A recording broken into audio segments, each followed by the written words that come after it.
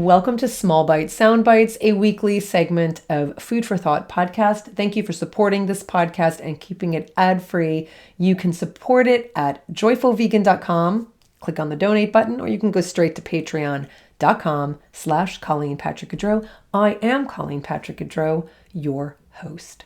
Today, we're going to talk about two common words with animal origins, both of which originated from the killing of animals, but which now both have a more general meaning. You might not even see the animal in at least the first word. We're going to talk about that one first, and that is the word shambles. No doubt you have used the word shambles if you've ever referred to something that's in complete disarray. It refers to a place or a situation or a condition that is in disorder, that is completely disorganized, that is in complete and utter chaos. And might I even say it's a place of carnage.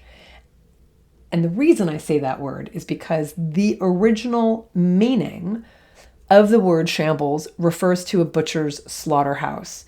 It comes into modern English from Middle English, the word shammel or shammel house, which refers to a place where animals were butchered and sold. And that word shammel actually comes from Old English, which is the word for table, because it refers to the table or bench or stool where butchers displayed their cuts of animal flesh.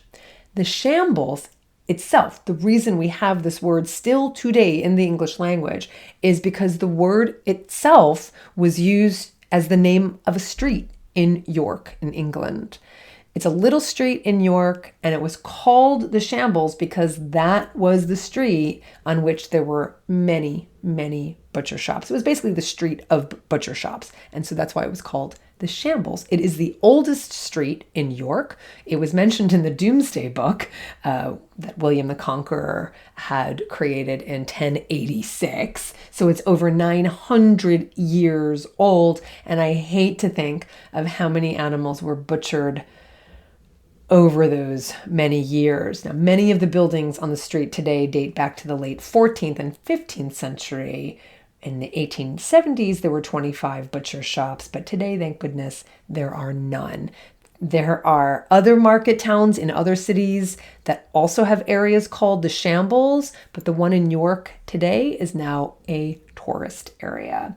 So the word shambles refers to butchering animals, refers to this place in York and other places that use the word shambles to refer to the area or region or street where there were butcher shops.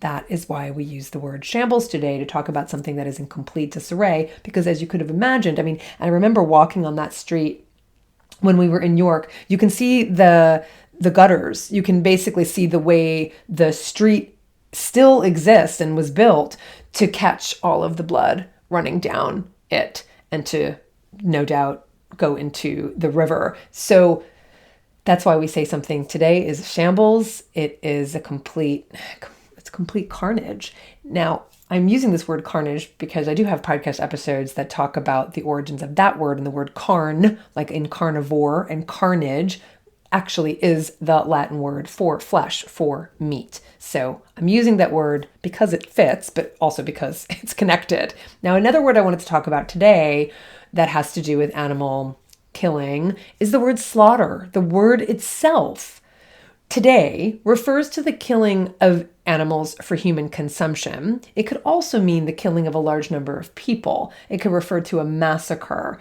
which creates a great deal of carnage again.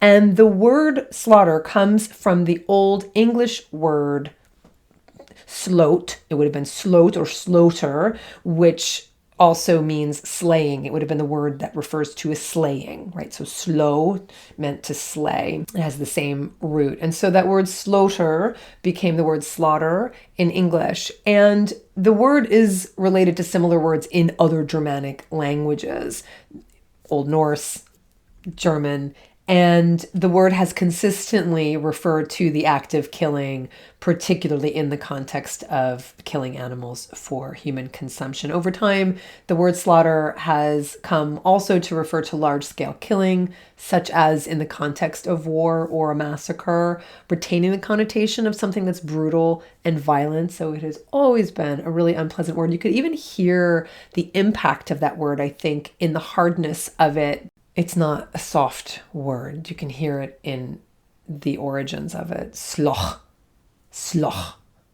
So that is the word slaughter, and that is the word shambles, both of which have to do with the killing of animals for human consumption. You can listen to previous episodes on topics like these, including an episode called Don't Get My Goat or Buck the Trend. That's about the animal origins of words such as buck and bucktooth, kid and kidnap, expressions such as to buck a trend or to buck the odds or don't get my goat. All of those are animalogies. They're all related to animals.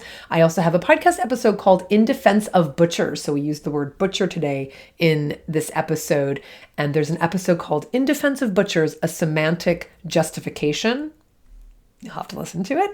And I have an episode called Carnival, which means, well, the episode is called Carnival Means No Meat. And so you have to listen to that because it's true. The word carnival means leaving off meat.